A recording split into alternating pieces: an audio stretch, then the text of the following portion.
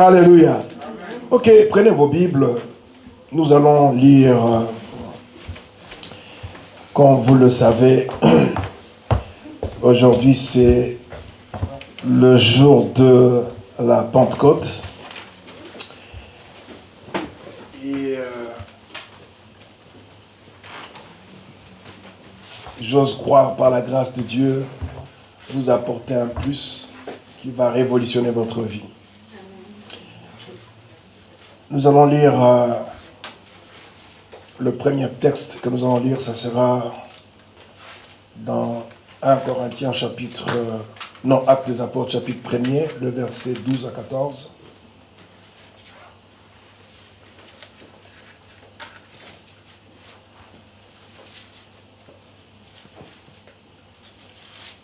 Et le deuxième texte que nous allons lire, ça sera toujours dans Actes des Apôtres au chapitre 2, le verset 6.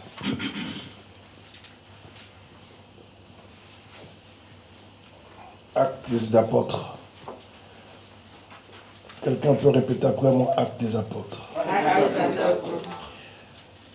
Donc le deuxième texte que nous allons lire, c'est dans 2 Corinthiens chapitre 2, verset 6 jusqu'au verset 18.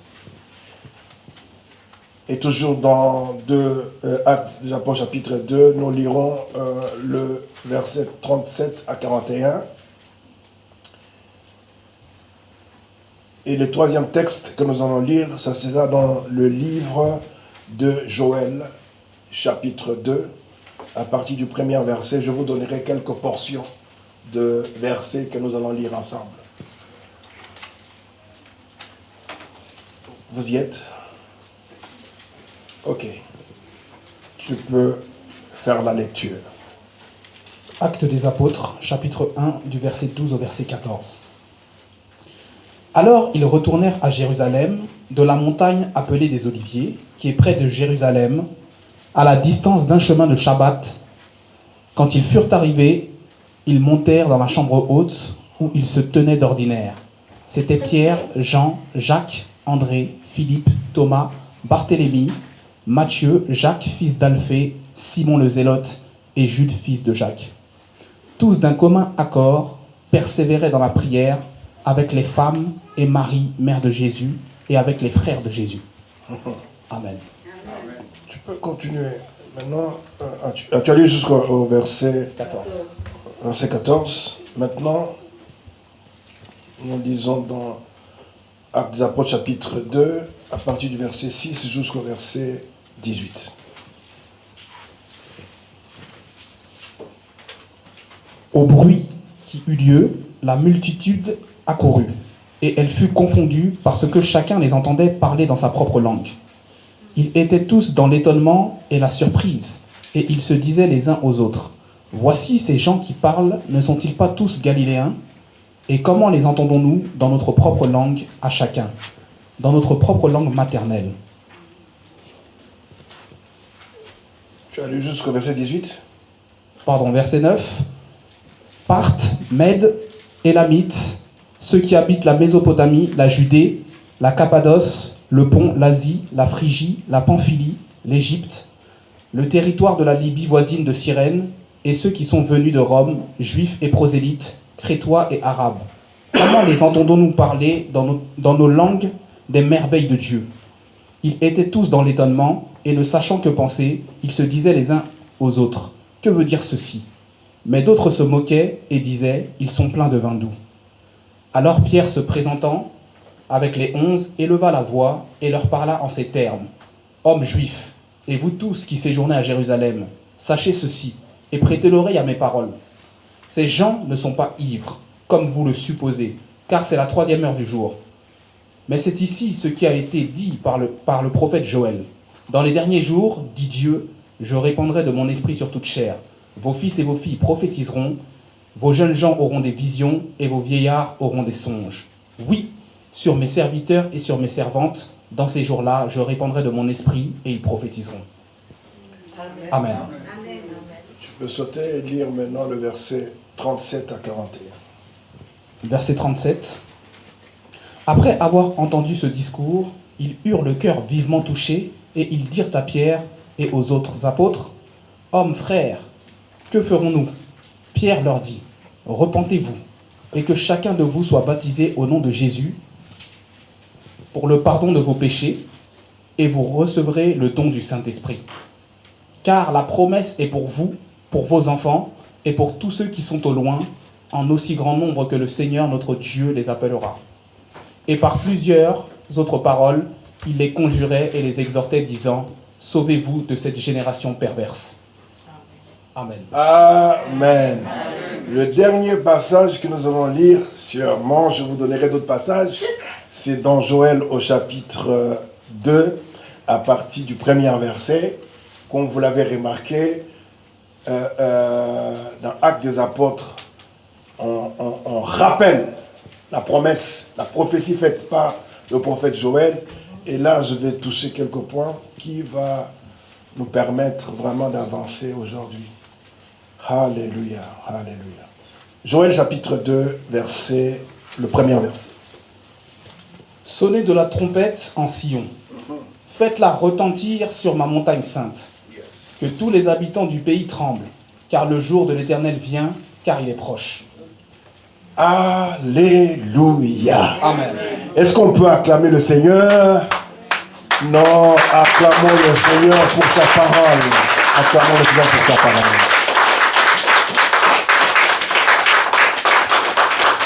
Que le nom du Seigneur soit béni, prenez place.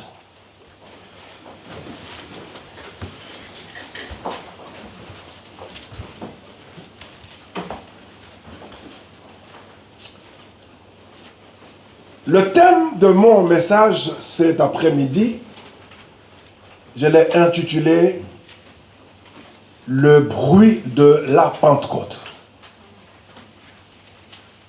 Le bruit de la Pentecôte, n'est-ce pas? Nous avons lu avec vous le texte. Je commencerai par les actes des apôtres, mais moi j'ai l'habitude de dire ou d'appeler les actes du Saint-Esprit. Parce que lorsque nous lisons les actes des apôtres écrits par le médecin Luc, il voulait s'appuyer sur les faits, les choses qui se sont passées. Et au lieu d'appeler les actes des apôtres, moi j'appelle les actes du Saint-Esprit. Et c'est encore moi, je me permets encore de dire ceci. Tant que l'Église sera sur la terre, il ne faudrait pas qu'on ferme le livre des actes des apôtres. Il faudrait qu'on laisse encore ce livre ouvert parce que parmi nous, il y a des gens qui vont écrire leur histoire, qui vont manifester la puissance de Dieu. Et on pourra peut-être ajouter par la grâce de Dieu le prophète Sogo. Voilà ce que Dieu a fait avec lui en 2021. C'est pour ça que je dis, laissons le livre des actes du Saint-Esprit encore ouvert. Tant que vous êtes en vie, Dieu peut vous surprendre et Dieu peut faire des choses extraordinaires. Amen. Actes des Apôtres, chapitre 1er, le verset 12. Alors ils retournèrent à Jérusalem de la montagne appelée des Oliviers, qui est près de Jérusalem, à la distance d'un chemin de sabbat. Quand ils furent arrivés, ils montèrent dans la chambre haute, où ils se tenaient d'ordinaire. C'était Pierre, Jean, Jacques, André, Philippe, Thomas, Barthélemy, Matthieu, Jacques, fils d'Alphée, Simon les Zélotes, et Jude, fils de Jacques. Tous d'un commun accord, persévérer dans la prière. Persévérer dans la prière avec les femmes et Marie, mère de Jésus, et avec les frères de Jésus. Alléluia. Amen. Le bruit de la Pentecôte. Ce n'était pas un bruit imposé, comme dans nos églises aujourd'hui, pour attirer l'attention des gens, pour faire croire que l'onction est là, que le Saint-Esprit est là, que la présence de Dieu est là. On est obligé de crier, on est obligé de faire des gymnastiques, faire beaucoup de choses pour faire croire que Dieu est là. Mais en réalité, malgré nos bruits, la présence de Dieu n'est pas là. Donc, ce bruit n'était pas un bruit imposé, ni subi. Il ne subissait pas ces bruits, n'est-ce pas? Mais c'était un bruit provoqué par la soif à la recherche de la présence de Dieu. Il y a des gens qui avaient soif, parce qu'ils avaient la promesse de Dieu. Dieu leur avait promis quelque chose. Et ce que Dieu leur avait promis n'était pas encore arrivé. Et ils ne sont pas restés oisifs en croisant les bras, en se disant, Dieu nous a promis, puisque Dieu est fidèle, il va réaliser ce qu'il a dit. Non, il a dit, Dieu nous a promis. Certes, nous savons, il y a quelqu'un qui ne voudra pas que la promesse de Dieu puisse se réaliser. Alors, nous allons vaquer à la prière. Amen. Le verset 14 dit, d'un commun accord, il persévérait dans la prière avec les femmes et Marie, mère de Jésus, avec les frères de Jésus. Ils étaient tous ensemble. Et la Bible dit, il persévérait. J'attire votre attention quand on parle de la Pentecôte. Le mot Pentecôte signifie tout simplement le chiffre 50. Ça faisait au moins 50 jours qu'ils étaient en prière. 24 heures sur 24 heures, enfermés dans la chambre haute, ils étaient en train de prier. Oh Dieu, si tu peux créer encore cette soif dans cette génération où les gens, quand ils viennent, ils oublient leur montre, ils oublient la nourriture qu'ils ont préparée, qu'ils ont laissée chez eux, les haricots rouges. Quand ils viennent dans la présence de Dieu, ils disent, oh Dieu, nous n'allons pas te lâcher, nous n'allons pas arrêter de prier jusqu'à ce que nous allons voir ou obtenir l'exaucement. Yes. Donc ce n'était pas un bruit subi, mais un bruit provoqué par la soif. Des hommes et des femmes qui étaient à la recherche de la présence de Dieu, qui voulaient expérimenter quelque chose d'extraordinaire, quelque chose de surnaturel, quelque chose d'inhabituel. Et ça faisait déjà 3 ans que le Seigneur leur parlait du royaume. Et le Seigneur, il était presque à la fin de son ministère. Et Jésus va trouver qu'il était utile, qu'il était important, qu'il leur parle non seulement du royaume des cieux, mais le Seigneur voulait aussi les enseigner sur le ministère du Saint-Esprit. Il voulait leur parler sur la personne du Saint-Esprit. Qui était le Saint-Esprit? Qu'est-ce qu'il allait leur apporter? Qu'est-ce qu'il allait apporter dans leur vie? Comment il allait impacter leur vie ministérielle? Sans le Saint-Esprit, c'était pratiquement impossible qu'ils fassent quoi que ce soit. Il voulait tellement créer la soif en eux, et il va leur dire qu'il vous est avantageux que je m'en aille. Si je ne pars pas, vous n'aurez pas ce que Dieu vous a promis. Il est important que je m'en aille. Pourquoi? Tout simplement parce que j'aurais beaucoup de choses à dire, mais je veux rester un petit peu focalisé sur mon message. Tant que Jésus était sur la terre, c'était la seule personne qui avait reçu l'Esprit de Dieu sans mesure.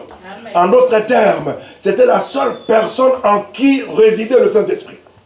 Personne d'autre.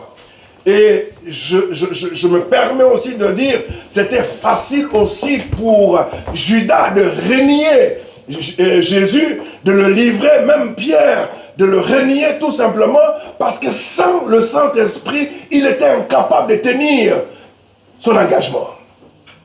Donc Jésus dit, tant que je serai sur la terre, physiquement, il vous est impossible de recevoir le Saint-Esprit. Or, la mission que je vous confie, vous ne pouvez pas accomplir cette mission avec succès sans la personne du Saint-Esprit. Saint-Esprit. Alléluia. Nous lisons dans Luc au chapitre 24. Luc chapitre 24, le verset 49. Est-ce que vous aimez la parole de Dieu? Amen.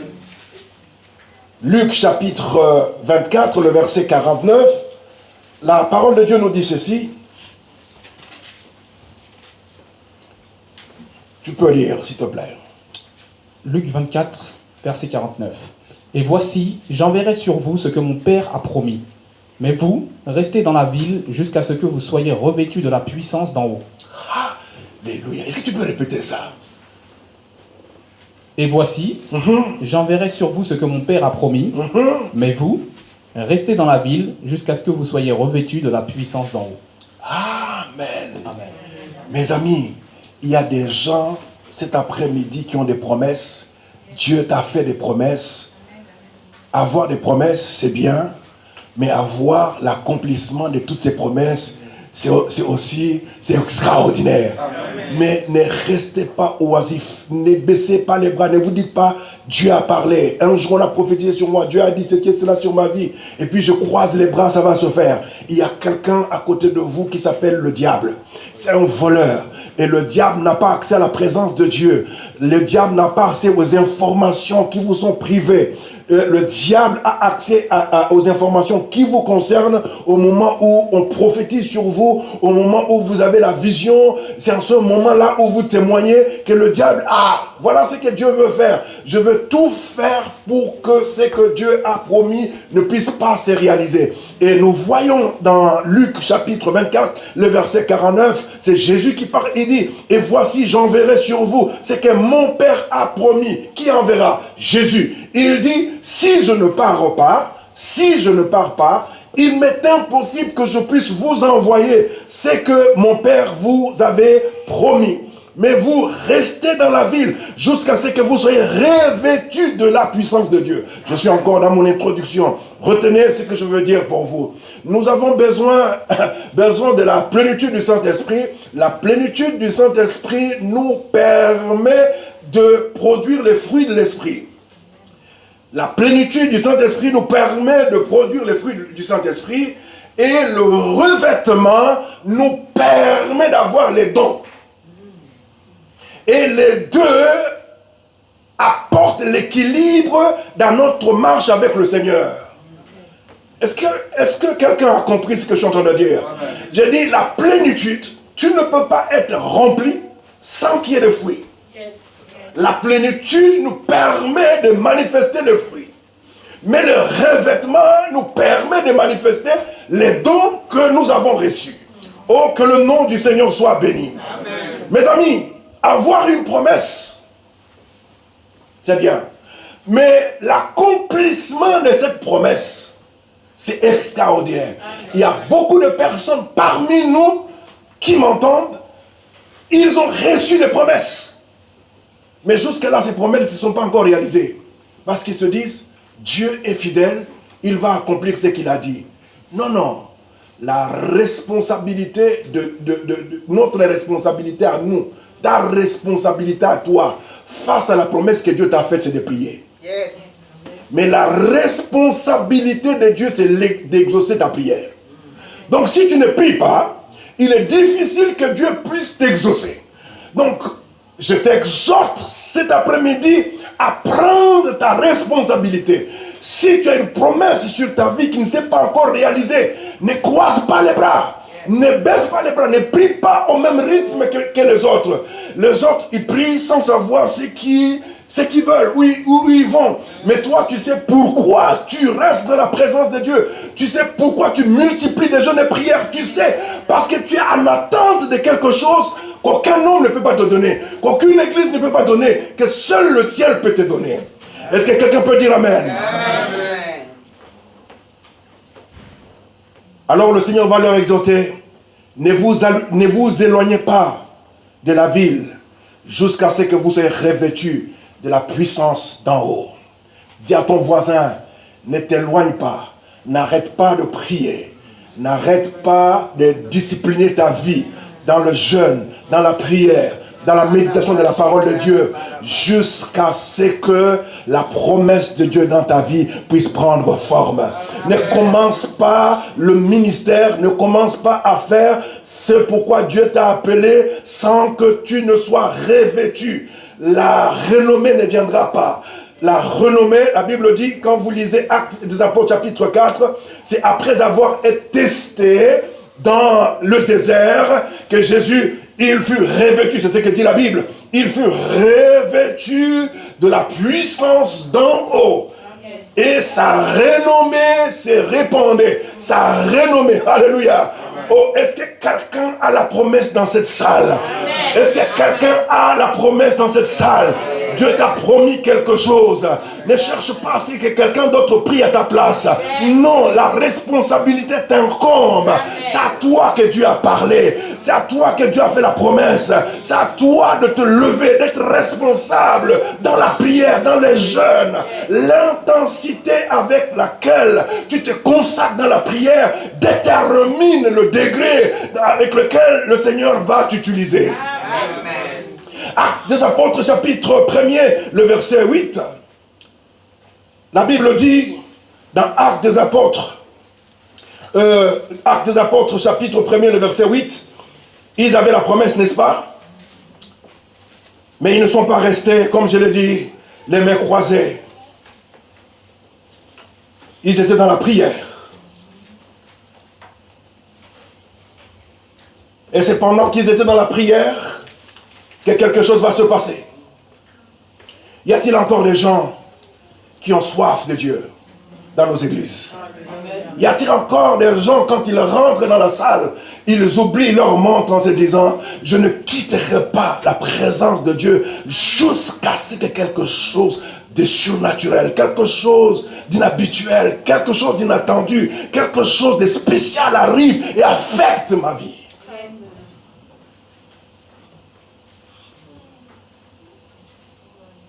Est-ce que vous savez que Jacob était béni matériellement avant même qu'il ne connaisse Dieu? Et là, je dis, la vraie bénédiction n'est pas matérielle. Il était béni. Il avait des chameaux. Il avait plusieurs femmes, des enfants.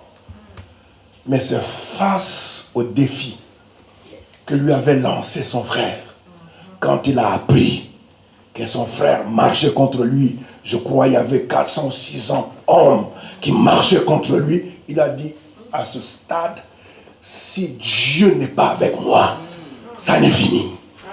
Il dit à sa famille, nous allons scinder le camp en deux. Vous allez partir à gauche, les autres vont partir. S'ils tuent ceux qui sont à droite, peut-être ceux qui sont à gauche, ils vont se sauver. Mais quant à lui, il a dit, il est maintenant intéressant que je cherche Dieu. La Bible dit, il resta toute la nuit. Toute la nuit. Ce qui a fait de nous ce que nous sommes devenus aujourd'hui, qui nous a sortis des familles pauvres, dans l'obscurité, au fin fond de l'Afrique, où il n'y avait même pas de l'électricité, où on était obligé avec des lampes, où on mettait du pétrole pour avoir un peu d'éclairage. Ce qui nous a fait sortir de là et de nous amener dans les nations, ce n'est pas nos diplômes, ce n'est pas nos relations, ce n'est pas les relations que nous avions, non, mais c'est parce que nous avions faim et soif de la présence de Dieu. Nous avons faim et soif de la présence de Dieu. Et quand on allait à l'église, tant que Dieu ne s'était pas révélé à nous, on n'avait pas envie de repartir, de rentrer à la maison, parce qu'à la maison, il n'y avait pas grand-chose. Il n'y avait ni à manger, il n'y avait pas d'électricité, il n'y avait rien. Donc, on cherchait Dieu de tout notre cœur. Amen, amen, amen.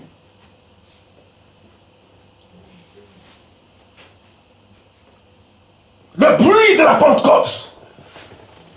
Dans nos églises, nous avons besoin de bruit. Pas des bruits inutiles, pas des bruits provoqués. Nous ne voulons pas que les gens tombent pour tomber, non. Nous voulons que quelque chose de surnaturel arrive lorsque les saints se réunissent, lorsque les saints prient ensemble, que quelque chose se passe. Y a-t-il encore des gens comme David qui pouvait dire, comme une biche soupire après le courant d'eau, ainsi mon âme a soif de Dieu. Mon âme a soif de Dieu. Mon âme a soif de Dieu. Tout petit, ma mère nous amenait à l'église. On commençait la prière à 9h et on terminait à 20h. À 20h. Il nous arrivait, les gens prient, à un moment donné, tu ne sais même plus quoi dire. Mais tu es là. Mais les prières des autres personnes ont fini par affecter nos vies, briser les barrières de la sorcellerie, d'envoûtement, de la pauvreté qui pouvait nous maintenir. Ah, oh, alléluia. Est-ce que Dieu peut trouver dans nos églises des hommes et des femmes qui ont encore soif de la présence de Dieu?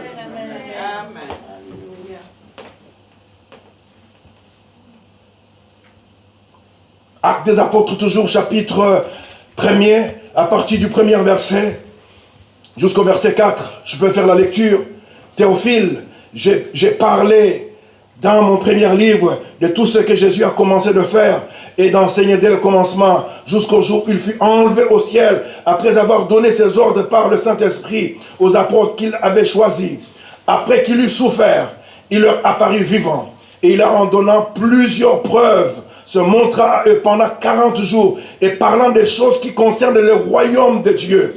Comme il se trouvait avec eux, il leur recommanda de ne pas s'éloigner de Jérusalem, mais d'attendre ce que le Père avait promis, c'est que je vous ai annoncé, leur dit-il. Car Jean, je peux m'arrêter là, je saute.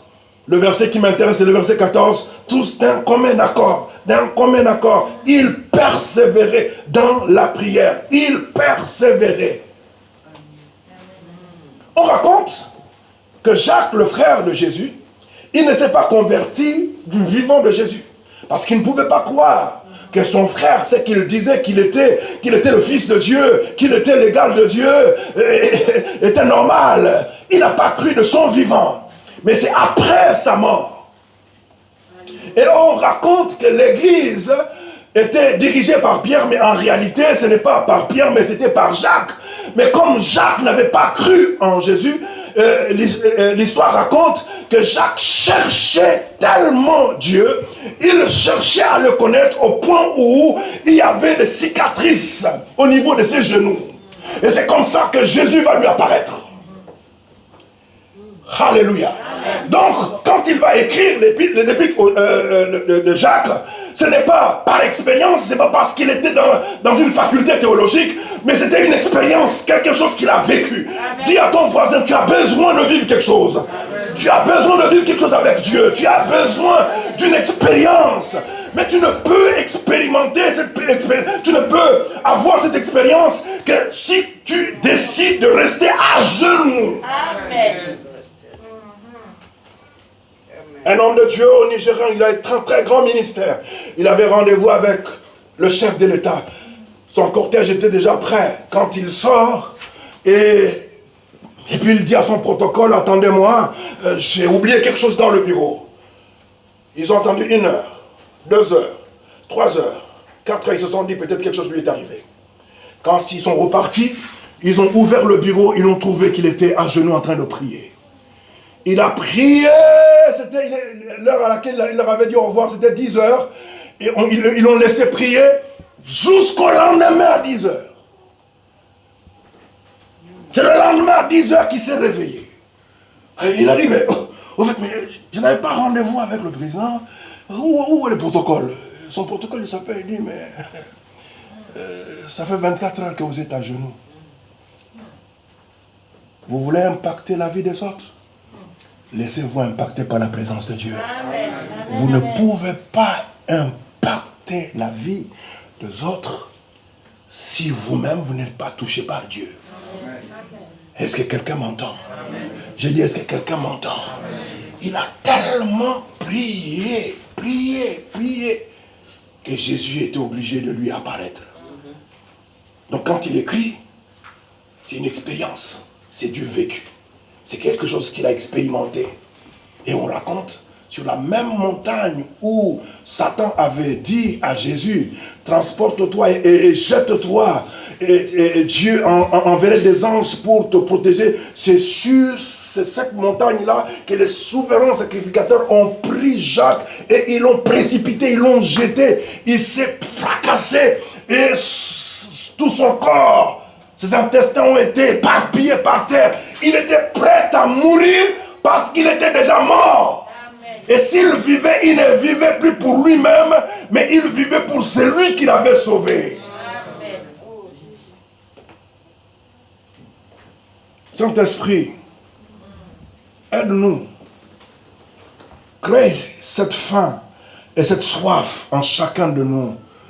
Nous sommes habitués à venir demander une guérison, une délivrance, un travail, une maison.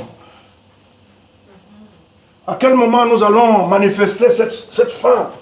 J'ai faim de la présence de Dieu. J'ai soif de sa présence. Je vous ai dit, avec de l'argent, il y a des choses que vous pouvez acheter et il y a des choses que vous ne pouvez pas acheter. Le Rastafari, Bob Marley, il était agonisant dans sa chambre d'hôpital plutôt. Il va regarder son fils Ziggy, si je ne me trompe pas. Il lui dit, mon fils, si avec l'argent on pouvait acheter la vie, avec ce que j'ai, je pouvais.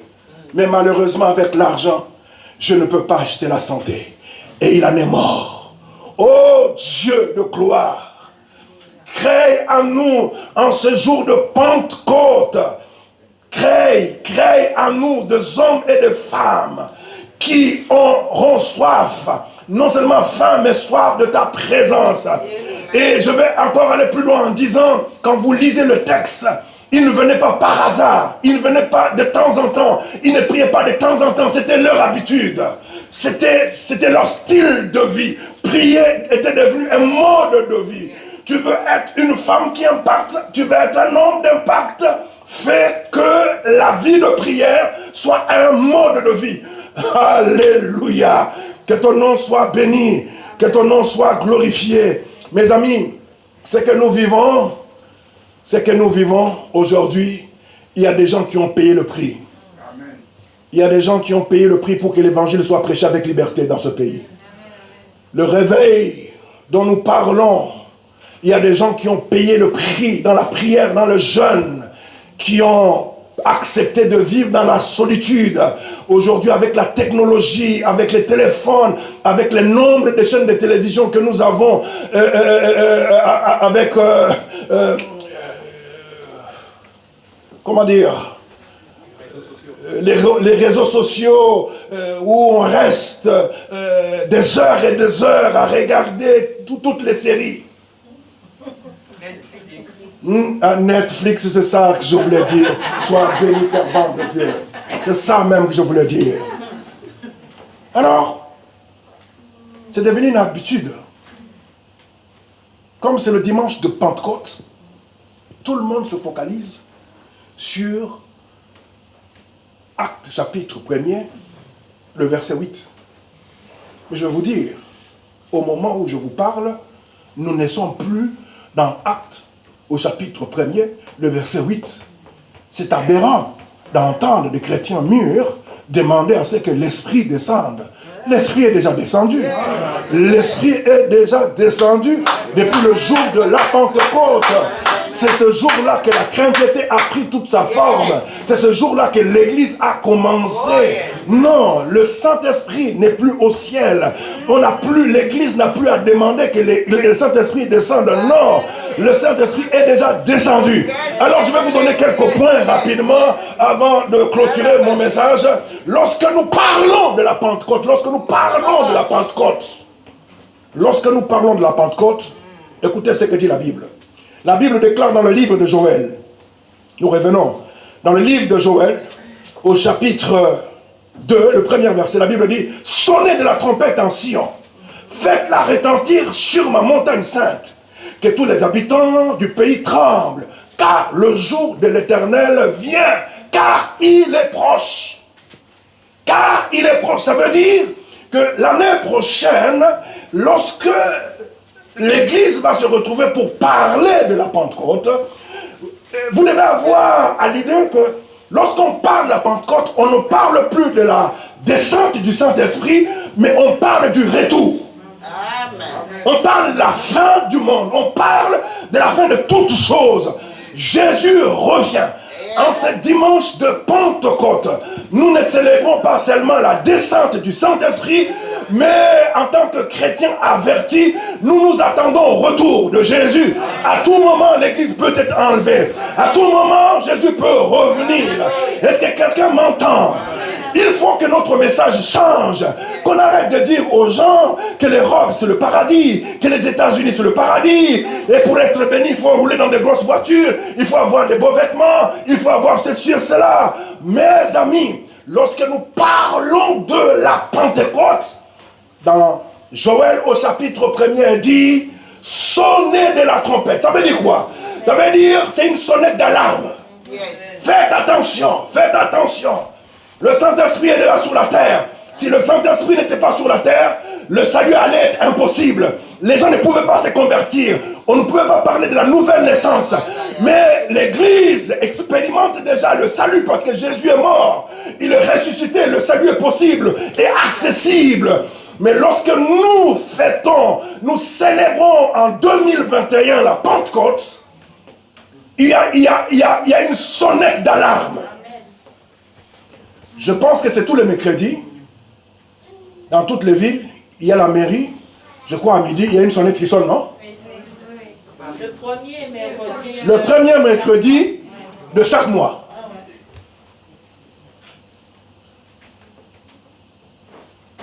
C'est dimanche de la Pentecôte que la sonnette d'alarme sonne. Sonne. Sonne. En disant que personne ne connaît ni le jour ni l'heure. Personne. Le moment est arrivé où on doit être sérieux avec le Seigneur. Le moment est arrivé où on doit marcher dans la crainte de Dieu. Le moment est arrivé chaque jour que Dieu nous donne l'opportunité de le servir, d'être utile à d'autres personnes. Il faut être sérieux. Il revient. On ne sait pas combien de temps. Ne vous attendez plus à recevoir le Saint-Esprit et à commencer à parler en langue, à vous agiter de gauche à droite. Préparez-vous au retour de Jésus. Jésus revient bientôt. Il y a beaucoup d'entre nous qui ne vont pas se marier sans que Jésus ne revienne. Parce que les signes sont en train de se réaliser le plus rapidement possible. Il y a une sonnette d'alarme qui attire notre attention. En d'autres termes, je veux dire, le bruit de la Pentecôte, ce n'est pas seulement un bruit pour nous ennuyer, pour nous distraire, mais c'est un bruit qui nous interpelle. C'est un bruit qui attire notre attention. Qui vous dit, faites attention, l'église, faites attention. Faites attention. Il est à la porte. Il revient. Ce que vous êtes en train de voir, nous sommes presque à la fin. Arrêtez de rêver, de faire des projets. Moi, en 2025, je vais acheter une maison, je vais faire ceci et cela. Ça peut venir à tout moment. Il y a des pasteurs qui partent. Et beaucoup connaissent ces pasteurs. Oh, ces pasteurs-là, c'est peut-être qu'ils ont péché. Non. Moi, je vous dis la vérité. Il y a deux possibilités. Dieu est en train, ceux qui sont prêts, ils sont en train de les ramener à la maison.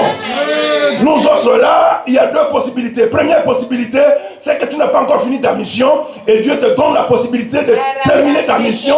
Et la deuxième possibilité, c'est que tu vis, tu mènes une vie de désordre et Dieu ne veut pas que tu passes l'éternité en enfer et il te donne l'occasion de se repentir. C'est pour ça que je dis, oh mon ami, il y a un bruit qui annonce le retour de Jésus.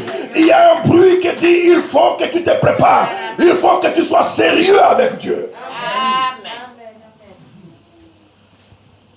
Amen.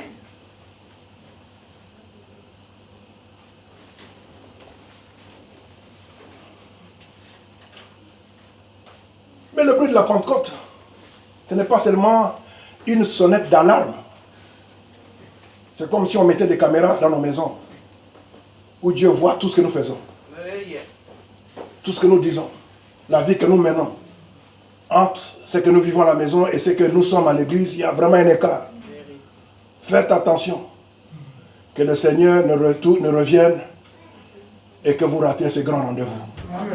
Quel servirait-il à un homme de gagner le monde entier s'il arrivait à perdre son âme? Mes amis, c'est bien beau de se marier, c'est bien beau de voyager, c'est bien beau de faire des projets. Mais est-ce que vous savez que là-bas, nous passerons l'éternité? Toute l'éternité avec nous. Ayez la pensée de l'éternité. À chaque fois que vous sortez, à chaque fois que vous servez Dieu, en sortant, vous ne savez pas si vous allez rentrer chez vous à la maison. En sortant, vous ne savez pas ce qui peut vous arriver. Vous ne savez pas. Deuxièmement, le bruit de la Pentecôte, ce n'est pas seulement une sonnette d'alarme. Mais le bruit de la Pentecôte, nous lisons dans Joël au chapitre 2, le verset 15. Joël chapitre 2, le verset 15. Joël chapitre 2, verset 15. Sonnez de la trompette en Sion. Publiez un jeûne, une convocation solennelle. Assemblez le peuple, formez une sainte réunion. Assemblez les vieillards, assemblez les enfants, même les nourrissons à la mamelle. Que l'époux sorte de sa demeure et l'épouse de sa chambre. Oh, alléluia. Apparemment, tu peux t'asseoir mon fils, ce bruit de la Pentecôte était le résultat d'un gémissement. Était une réponse à une prière intense. C'était comme une femme enceinte. Au moment de l'accouchement, on dit à la femme, même si elle n'a pas la force, pousse. Pousse, parce que si elle ne pousse pas, sa vie aussi est mise en danger. Il faut qu'elle pousse. Église, église, église, église. Ce que vous considérez comme étant église, quand Dieu regarde aujourd'hui, c'est tout simplement une association des comédiens. Les comédiens qui se retrouvent tous les dimanches, mais qui font semblant. La prière. La prière. Je bénis Dieu pour ma femme. Je vous le dis. C'est une machine de guerre. Si elle ne priait pas pour moi, je ne serais même plus dans le ministère.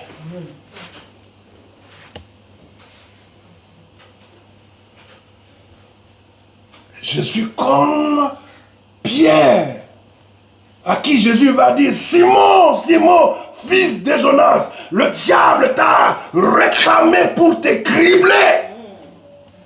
À 3 reprises, c'est Jésus qui lui parle.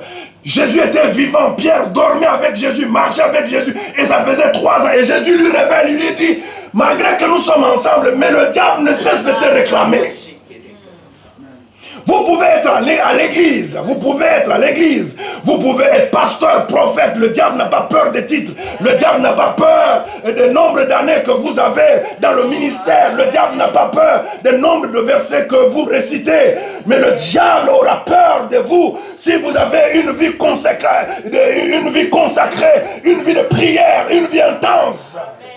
Nous sommes devenus des chrétiens de foi. Nous faisons tout par la foi. C'est très bien de faire les choses par la foi. Et tout ce qui nous reste, ce sont des déclarations de foi. Mais en réalité, on ne voit pas les effets. On ne voit pas l'impact. On ne voit pas le fruit de nos déclarations. Tout simplement parce que derrière ces déclarations, il n'y a pas une vie intense de prière. C'est la reine d'Angleterre qui a déclaré un jour qu'elle avait peur d'un homme de Dieu. Et elle disait que cet homme de Dieu, à lui tout seul, toute l'armée réunie ne pouvait pas faire face à cet homme. Parce que cet homme est un homme de prière. Il y a des gens qui ont prié jusqu'à ce que là où ils priaient, il y a eu des traces. Les genoux enfoncés. Oh, alléluia. Alléluia. Alléluia. C'est Bénin qui a offert à Chris Ambassi. Il lui a fait un don un jour. Il lui a apporté la chaise sur laquelle Catherine Kuhlman mettait ses genoux et elle priait. Oh, alléluia. Mes amis, vous ne pouvez pas impacter le monde. Vous ne pouvez pas être un homme influent, une femme influente, si vous priez comme tout le monde. Yes. Amen. Que ces bruits de la Pentecôte changent les choses. Amen. Je veux seulement que le prédicateur prêche, qu'il dépasse de quelques minutes seulement. Les gens commencent, vous voyez, les gens ils commencent à tourner, commencent à ranger déjà leur sac. C'est qu'est-ce qu'il y a dans leur sac? Il n'y a pas grand-chose dans leur sac, chez eux à la maison. C'est le même lit, matelas qu'ils avaient acheté il y a 8 ans, 10 ans. C'est le même lit, le même drap qu'ils vont retrouver. Mais ils oublient. Face à leurs problèmes, face aux défis, il n'y a pas une autre arme que Dieu nous donne que la prière. Ne priez pas quand vous êtes en difficulté. Priez avant que la difficulté arrive. Anticipez. Et quand... Alléluia. Alléluia. Il dit convoquez, convoquez. Même les enfants qui sont à la mamelle, avec tout ce qu'il y a comme défi.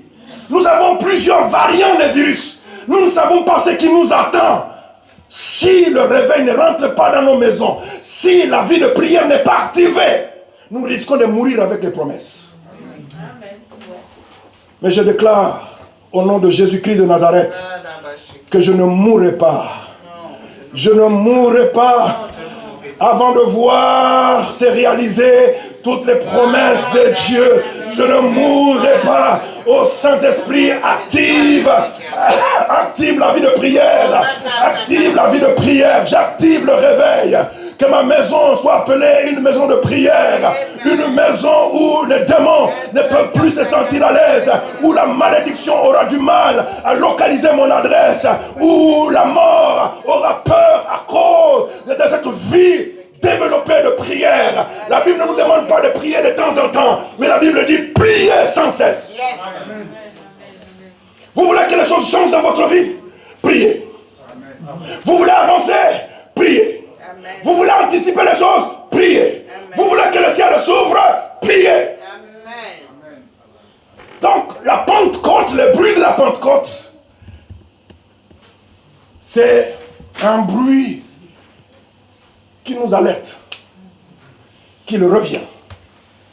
Et son heure est proche. Mais ce bruit doit nous interpeller parce qu'il ne se passe plus rien dans nos églises.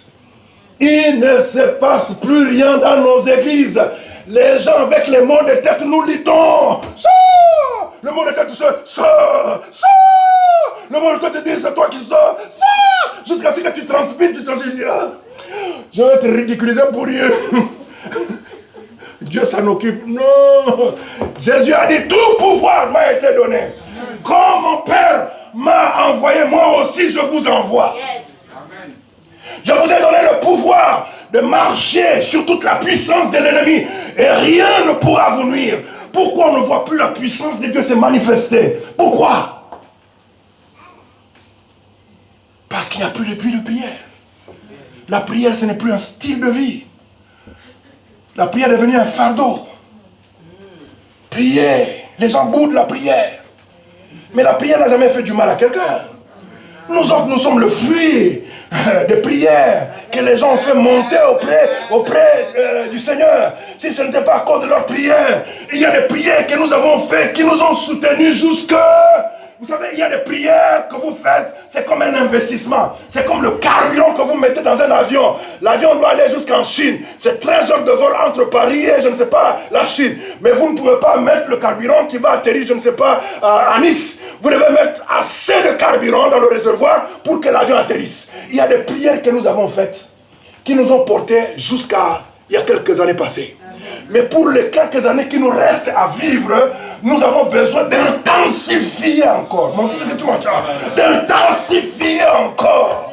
Si tu priais 1 heure, prie 2 heures. Si tu priais 2 heures, prie 4 heures. Si tu priais 4 heures, prie 8 heures. Si tu priais 8 heures, un homme qui prie,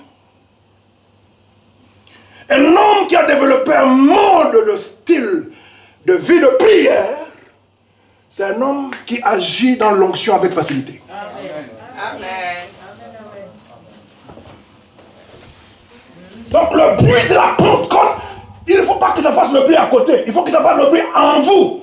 En vous disant, là où vous voulez aller, la dimension que vous voulez atteindre exige que vous doubliez votre vie de prière. Yes. Quelqu'un peut dire Amen. Amen. Est-ce que quelqu'un béni? Amen. Rapidement. Tout jeune, j'ai impacté un quartier. Dans ce quartier, aucune fille ne pouvait se marier. Aucun homme ne pouvait aller à l'université. Je suis arrivé dans ce quartier, je n'avais entre 17 ans et 18 ans. Mais j'avais une vie intense de prière. Je pouvais rester 12 heures à genoux. J'ai vécu des choses extraordinaires. Je pouvais sortir comme ça. Je suis en train de prêcher, je ne prêchais même pas en français, je prêchais en lingala, dans ma langue maternelle en swahili. Et quand on priait à l'extérieur, je disais que la pluie s'arrête. Il pleuvait à côté, à droite et à gauche. Mais là où nous on priait, la pluie ne tombait pas. Les gens ont vécu des choses extraordinaires.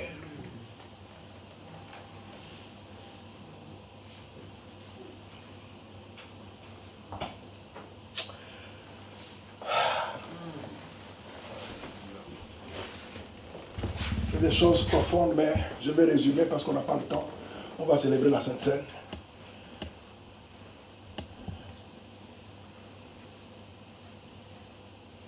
Vous pouvez expérimenter le réveil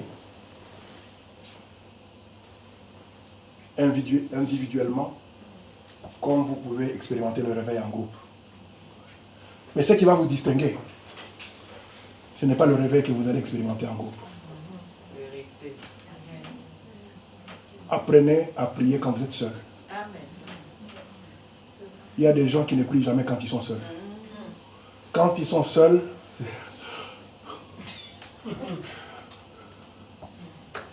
continue à bailler. Tu vas mourir avec les promesses.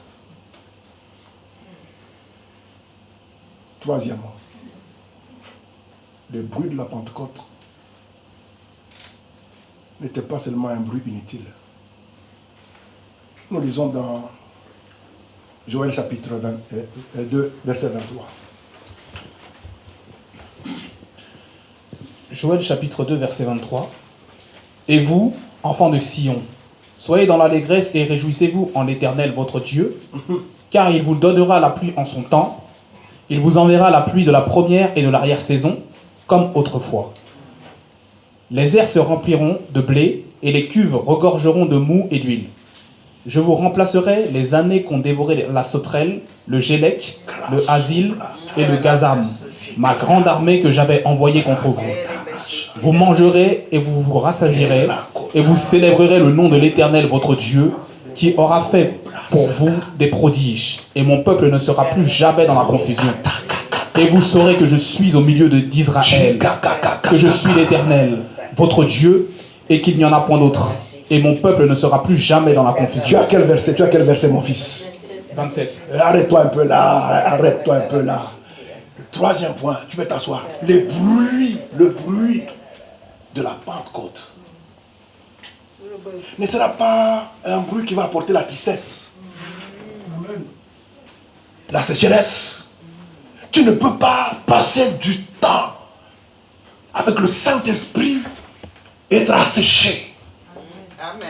Que personne ne vous trompe. Celui qui vous parle, il a 40 ans d'expérience. Je sais de quoi je vous parle. Aujourd'hui, nous avons 2, 3, 4 portables. Tu penses que parce que tu connais le président, le ministre, le gouverneur, des fois tu appelles le gouverneur, le portable est fait fermé. Tu appelles le président, il ne décroche pas. Et des fois, il te voit, il croit que tu en as. Parce que la Bible dit quand Dieu approuve les voies d'un homme, il dispose favorablement à son égard, même ses ennemis.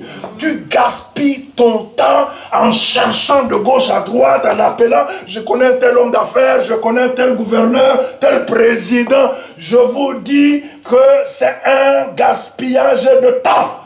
Passez du temps dans la présence de Dieu. Je dis passez du temps dans la présence de Dieu. Et quand vous passez du temps dans la présence de Dieu, Dieu, là, sa présence vous rafraîchit. Sa présence vous rafraîchit et sa présence dispose, met à votre disposition la provision divine. Et dans la provision divine, il y a des choses auxquelles vous n'avez pas pensé.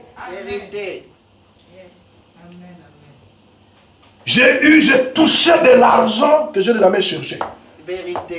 C'est lorsque j'étais en prière. Je dormais, chaka comme un fou. Comme vous me voyez, je ne coupe pas mes cheveux. Pendant des heures et des heures. Quand tu finis comme ça, le téléphone sonne. Prophète, dit, tu es où? Dieu m'a dit. Un chèque de 120 000. Oh, vous voulez que je vous donne un témoignage?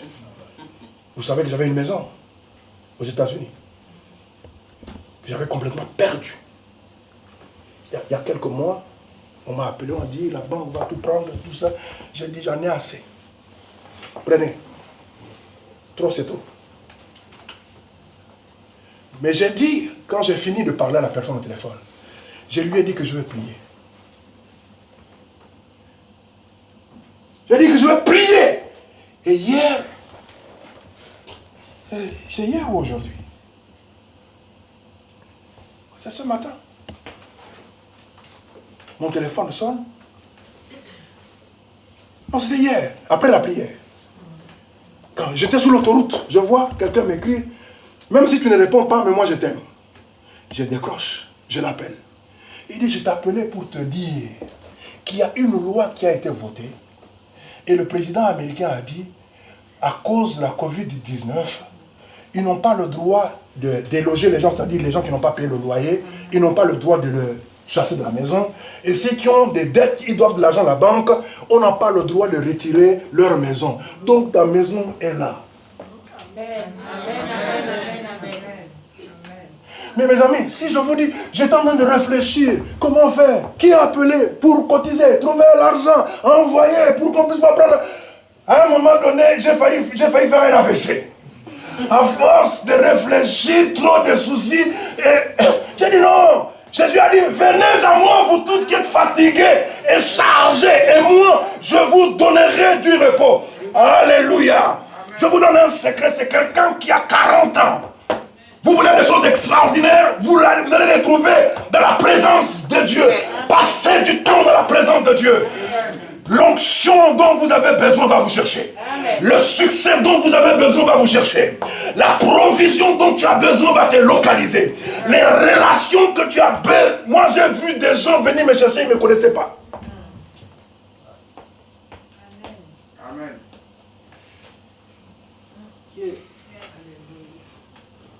Arrête d'appeler les gens.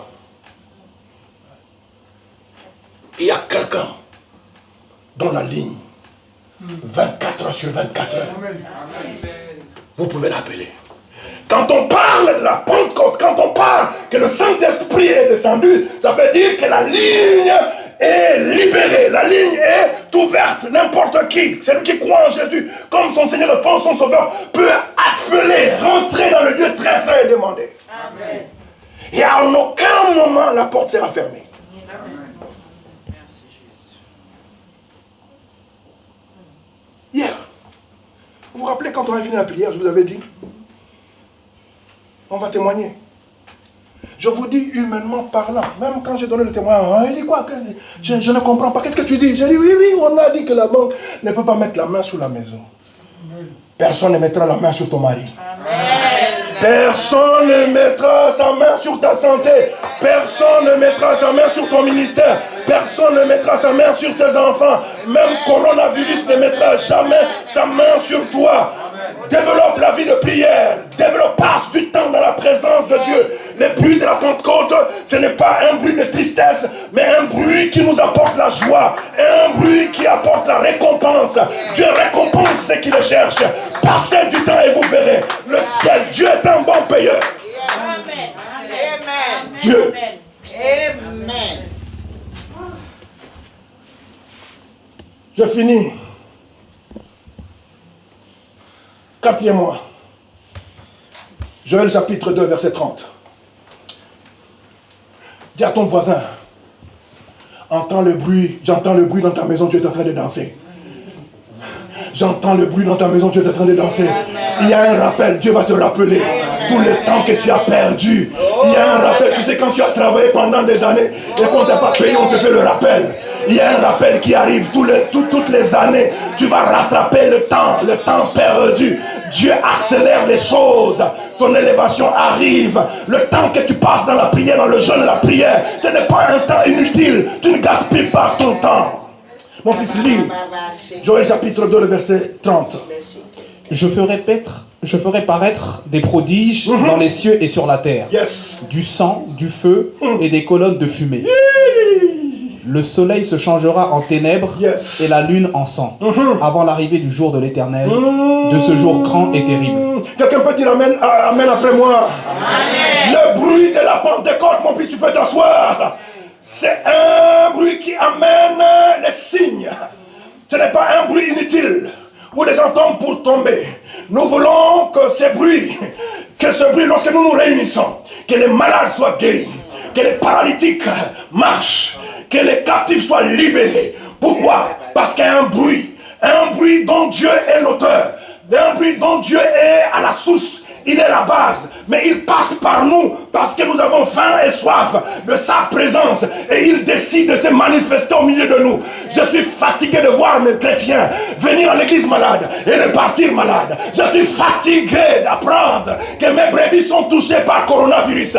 Je suis fatigué de voir le diable menacer les membres de mon église. Oh non, qu'il se fasse un bruit dans cette église, qu'il se fasse un bruit dans cette église, un bruit qui annonce la gloire de Dieu, qui annonce des signes, des paroles de connaissance, des visions. Oh, alléluia.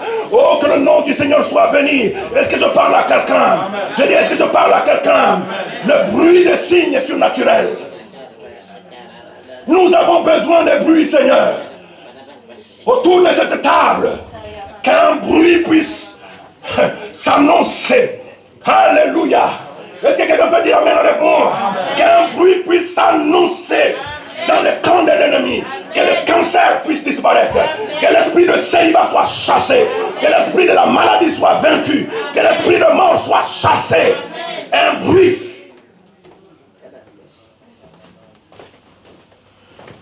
Tu vas vivre des signes dans ta vie. Non, vous ne m'avez pas compris. Je ne demande pas des signes dans ta vie, mais je veux que tu sois une femme de signes. Une femme de signes. Un homme de signes. Partout où tu passes, que les signes t'accompagnent. Que tu sois une femme de surnaturel. Que tu sois un homme de surnaturel. Lorsque tu déclares des choses, les choses prennent forme. La Pentecôte, que cela affecte ta vie. Partout où tu passeras, les bruits de miracles vont te précéder. Les bruits de miracles vont t'imposer. Les bruits de miracles vont ouvrir les portes. Dis à ton voisin les bruits de la Pentecôte. Attire les signes dans ma vie. Je ne veux pas avoir un ministère où je prêche pendant 1 heure, rien ne se passe, je transpire pour rien. Non. Le Saint-Esprit est sur la terre. Il est dans l'église, il est à moi, il n'est pas au ciel, il est là.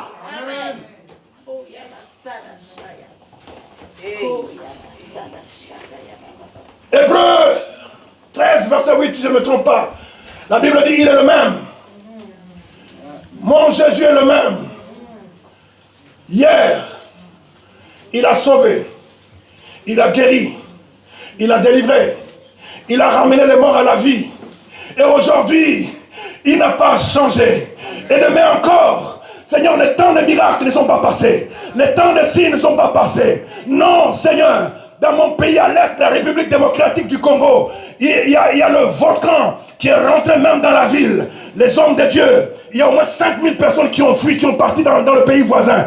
Mais les hommes de Dieu, les femmes de Dieu se sont levés. Il a dit, nous ne quitterons pas la ville. Nous ne quitterons pas la ville. Il faut que le feu s'arrête. Et ils ont donné jusqu'à aujourd'hui, le feu s'est arrêté. Oh Dieu de gloire. Où sont les hommes et les femmes? Où sont les hommes et les femmes? Où sont les hommes et les femmes? 2021, 2022, 2023, les années qui arrivent, on a besoin des hommes et des femmes dont les signes vont faire le bruit. Amen. Vous parlez peu, mais les signes parlent beaucoup. Pourquoi? Parce que lui ne change pas. C'est nous qui changeons. Nous croyons que nous connaissons, que nous sommes arrivés, qu'on n'a plus le temps à parler, à passer du temps dans le jeûne et la prière, à passer dans sa présence. Et nous repoussons plus tard nos bénédictions. Que Dieu nous aide. Amen. Je suis en train d'atterrir. Sixièmement, je dis sixièmement, oh Alléluia. Le but de ce bruit, ce n'est pas seulement opérer de miracles pour opérer de miracles, mais le but de ce bruit est d'annoncer son retour. Son retour imminent. La question que je te pose, quelle vie mènerais-tu si tu savais que s'il revenait aujourd'hui, tu allais rester? C'est l'heure de la moisson. C'est l'heure de la moisson. Je dis bien, c'est l'heure de la moisson. Ça veut dire que Dieu va accélérer les choses pour que des milliers, des centaines de personnes puissent se convertir. Ce bruit qui a été annoncé le jour de la Pentecôte, la Bible dit, ce bruit a attiré. Répétez après moi, ça a attiré. Ça a attiré la foule. Il y avait au moins 12 langues parlées. Au moins 12 langues parlées dans la ville. Ils étaient venus célébrer la Pâque. Mais ils ne savaient pas qu'à côté de cette Pâque qui venait en tant que Juifs célébrer la véritable Pentecôte, plutôt, la véritable Pentecôte était en train de se passer. Le Saint-Esprit est descendu. Il y a un bruit. Je dis bien, il y a un bruit avant le retour de Jésus. Ah, je vois des milliers de centaines de personnes être attirées par ce fruit, par ce bruit dans ta vie. Le bruit que tu vas déclencher dans ta vie de prière, dans ta vie de consécration, va attirer des milliers de centaines de personnes. Ne te dis pas que tu es fatigué. Ne te dis pas que l'âge a avancé. Ne te dis pas avec l'âge que j'ai, avec les douleurs que j'ai, je ne peux pas. Dieu compte sur toi. Tu as provoqué le ciel. Je dis bien, tu as provoqué le ciel et le ciel est en alerte. Les anges sont en mouvement. Ils n'attendent qu'un ordre puisse être donné. La Bible dit le jour de la Pentecôte, plus de 3000 personnes. Ils ont dit, ces gens-là, ils sont ivres. Comment ils parlent? Dans une langue que chacun de nous comprend dans sa langue maternelle. Un jour, on a invité un professeur d'université, professeur en lettres, dans une église, invité par ses enfants. Il ne croyait pas en Dieu. Et quand on l'a invité, il était là, sceptique. Ce jour-là, comme aujourd'hui, merci, comme aujourd'hui, on est en train d'enseigner sur la Pentecôte. Et puis le prédicateur va dire, le Saint-Esprit va descendre sur vous et les gens seront baptisés du Saint-Esprit. À côté de cet homme, professeur d'université, professeur de lettres, il voit une dame en train de parler dans une langue. Et il a baissé ses lunettes. Il a regardé la femme. Quand la femme a fini de prier, de parler, il pose la question à la femme. T'as quel niveau d'études? Elle dit, j'ai étudié jusqu'à 4e primaire. 4e primaire. Même le français, je ne sais même pas, je ne sais ni lire ni écrire. Je ne sais même pas parler le français. Elle dit, ah bon? Mais tout à l'heure, je t'ai entendu parler le grec. Je t'ai entendu parler le grec classique. Non, c'était le latin. Tu as parlé le latin classique. Je suis professeur de lettres. Et ce que tu as dit, il faut avoir un certain niveau d'études. La puissance du Saint-Esprit est descendue sur lui. Il s'est effondré. Il a dit ça, c'est un miracle. C'est un signe. Cette femme qui n'a jamais été à l'école, qui ne sait ni lire ni écrire, elle ne sait même pas s'exprimer en français, mais elle parle dans une langue compliquée. Elle parle comme si elle était professeure d'université. Qui peut faire ça? Si ce n'est le Saint-Esprit, le meilleur professeur. Le meilleur professeur. Le meilleur professeur Vous pouvez parler dans toutes les langues. Mes amis, lorsqu'on parle de don, de parler en langue, ce n'est pas seulement parler. Ça peut arriver que vous êtes dans la présence de Dieu. Il m'arrive de parler dans une langue, c'est-à-dire en anglais, avec perfection. Moi-même, je dis, mais ça, ce que je suis en train de dire là, c'est l'anglais. Mais comment? Il m'arrive de prier, je parle en langue en japonais. Shatarabaya Mambroka. Shata. Est-ce que quelqu'un m'entend?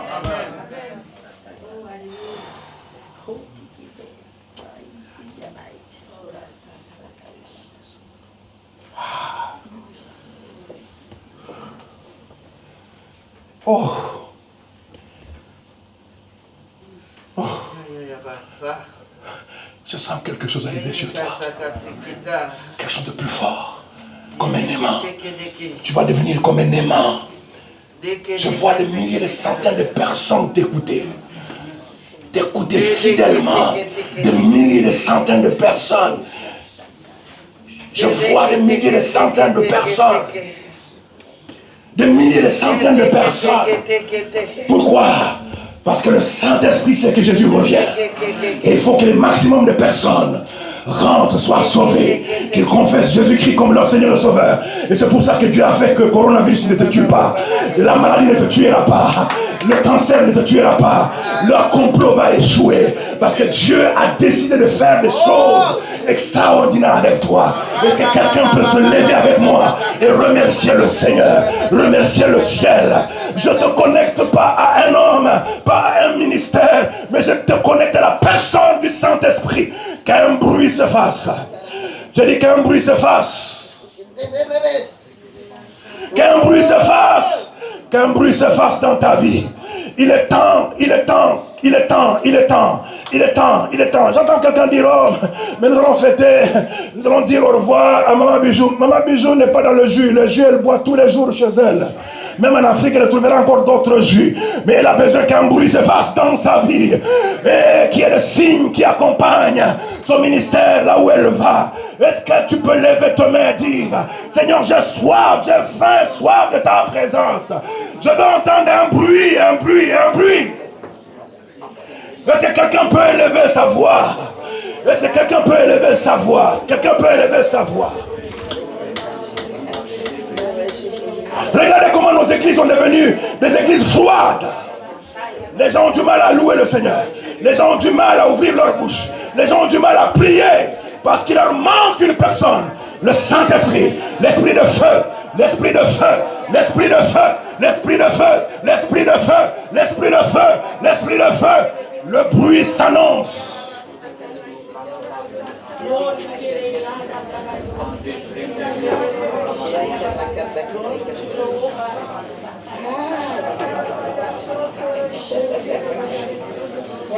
Ouvrez vos yeux, je finis.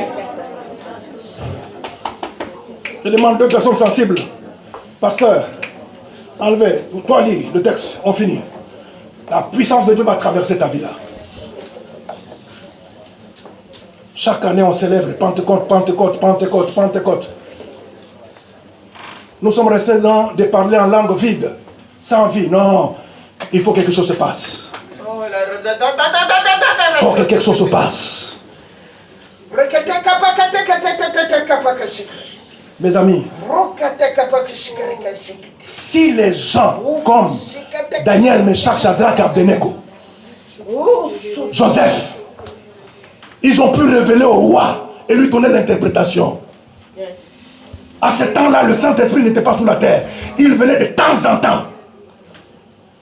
Mais au moment où je vous parle, le Saint-Esprit est en vous. Il dort avec vous, il se réveille avec vous.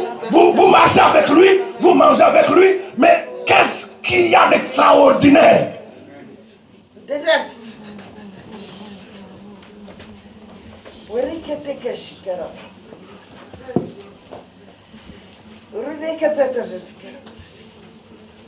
Je veux dire quelque chose. La puissance de Dieu, attendez voir si quelque chose arrive.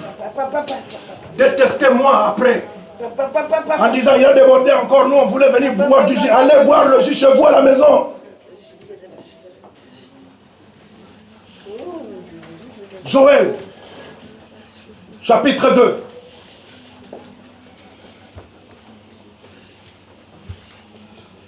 Commence à partir du verset 16, mon fils.